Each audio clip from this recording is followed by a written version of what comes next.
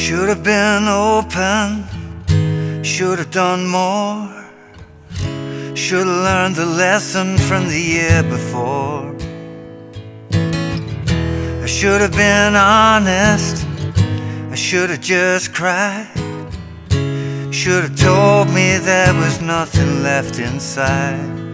Now the road keeps rolling on forever, and the years keep pulling us apart.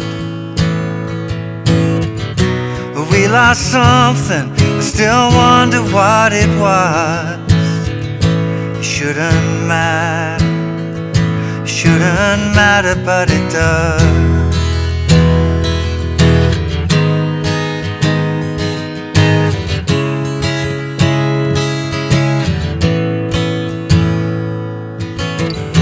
Should've just broken, should've come clean. Should've been sad instead of being so fucking mean. It shouldn't be easy, but it shouldn't be hard. You shouldn't be a stranger in your own backyard. Now the road keeps rolling on forever, and the years keep pulling us apart. I know it's over, I'm just saying this because it shouldn't matter, but it does.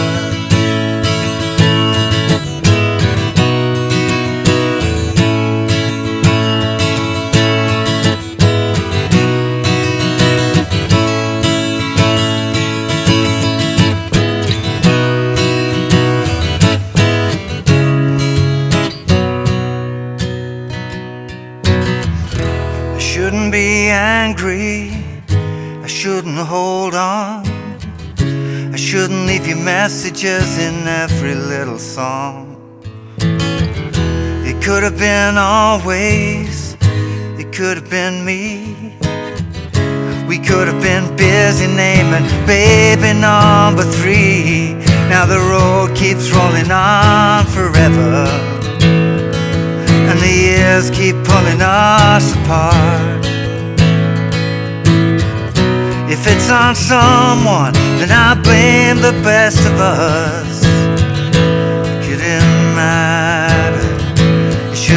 matter, but it does. It shouldn't matter, but it does. It shouldn't matter,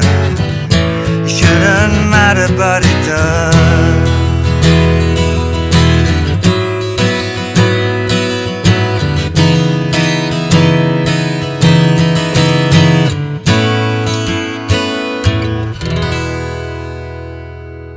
Hey, how you doing? Justin here. Today we are checking out It Shouldn't Matter But It Does by John Mayer from the great Sob Rock record. Really fun one to play this one on acoustic guitar. Let's get to a close-up and check it out. So the chord progression for the verses is E, 2, 3, 4 to G sharp minor, C sharp minor for 1 bar, then A add 9. Now let me go through a little bit more detail about these chord grips. So actually the first time that John plays the E, he uses this one, which is an interesting little trick here. First finger's barring the 9th fret. My camera's deciding to go out of focus now on me. Thank you, camera. It's barring the 9th fret, middle 4 strings, and third finger is hammering down on the 11th fret of the 5th string.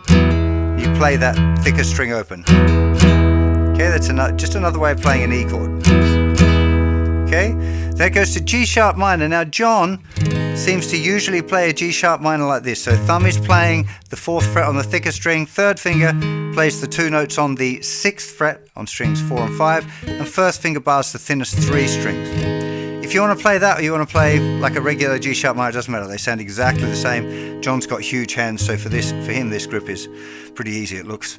C sharp minor is pretty much always played this way, and the last chord is A add 9. Okay, so first finger is doing a little A chord with a mini bar on the strings 2, 3 and 4, fret 2, and then you add little finger down 4th fret of the 3rd string. Nothing on the thickest, open, 2nd, 4th, 2nd, nothing on the thinnest string. Okay, so the chord progression starts with this, E. should have been open. G sharp minor, should have done more. C sharp minor, should have learned a lesson from the A at 9. Same progression again. E, should have been honest. G sharp minor, should have just cried. C sharp minor, should have told me there was A at 9 inside. Now it's B and then C sharp minor to A at 9. That again. And it's B to C sharp minor to A. I'm going to talk a bit more about that in a second. Then B, then to C sharp minor, and then a full bar of A at 9. It stays there for another bar. Shouldn't matter. Still there. 1, 2, and then B for 2 beats, and then we're back to the intro chord progression. Now the interesting thing going on here is this 3/4 bar. Really interesting. He does it so, it's written so beautifully. It doesn't feel like it's an odd time at all. But if you kind of think about it now, it's going 1, 2, 3, 1, 2, 3, 4, 1, 2, 3, 1, 2, 3, 4, 1, 2, 3, 4, 1, 2, 3, 4. Stays there. 1, 2, 3, 4, 1, 2, 3, 4, and then we're back into that verse progression. Okay, so from the B it's 2 beats, and then 1 on the C sharp minor to a full bar of 4/4 on the A add 9. And this road keeps rolling on forever, and the years keep pulling us apart. Exaggerating it now, but now it's back to 4/4. So we lost something, I still wonder what it was. Stays there. Shouldn't matter. Still there on the A. Shouldn't be chord, but it E. And then we're going through that chord sequence again.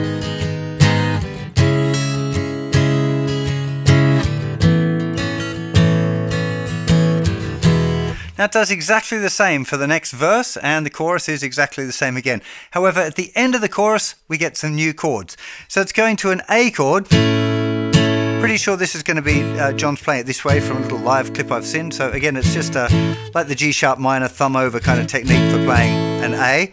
1, 2, 3, 4, then 1 and 2 and 3, 4. That's A.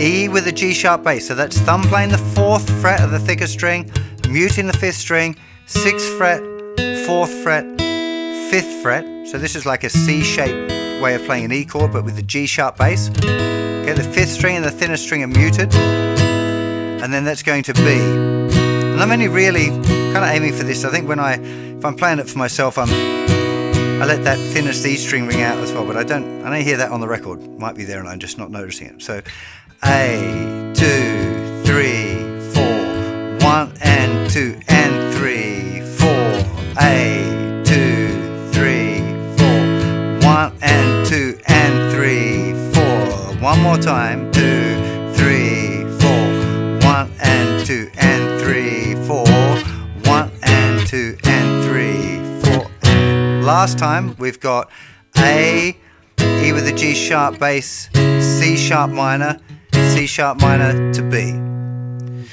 1 and 2 and 3, 4 and 1, 2. That line again. 1 and 2 and 3, 4 and. That time I did the E with the G sharp bass like that, which is very lazy. I didn't even put my little finger down, but that's another option. If you don't like to do the thumb over, you could go.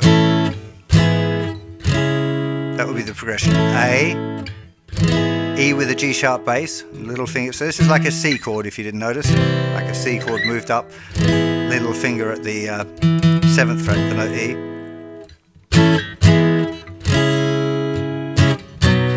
Okay, the bridge one more time. So it shouldn't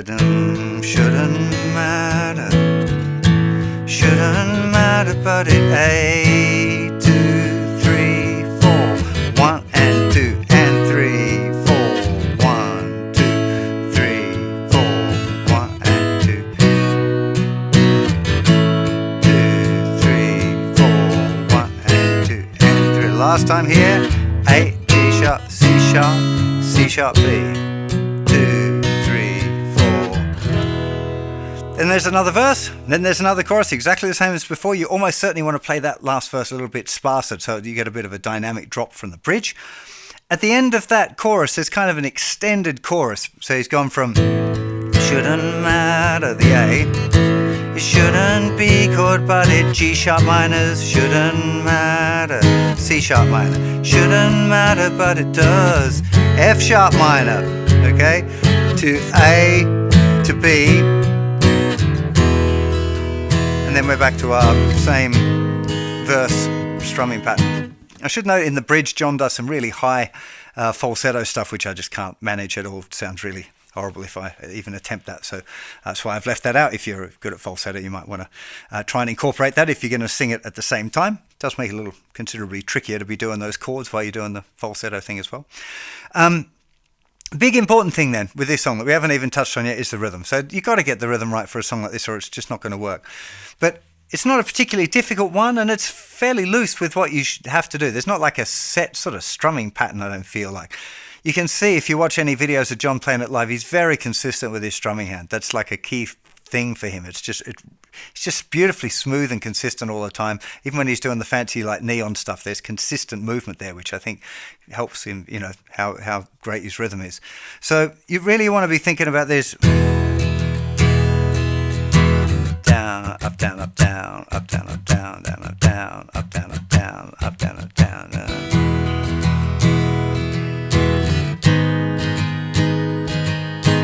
I suppose that's the closest kind of approximation. Down, up, down, down, up, down, down, down, up, down, down, up, down, down, down, up, down, down, up, down, down, down, up, down, down, up, down, down. 1 E and a 2 and 3 E and 4. 1 E and a 2 and 3 E and 4. 1 E and a 2 and 3 E and 4. 1 E and a 2 and 3 E and 4. That would be a good starting point. Kind of like a general thing. It's not that exactly the same all the way through. To loosen that.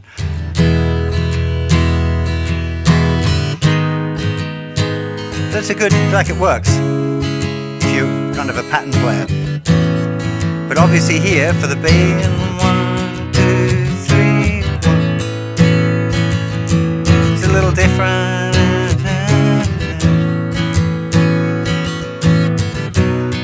It's also a little different because John is playing with a band.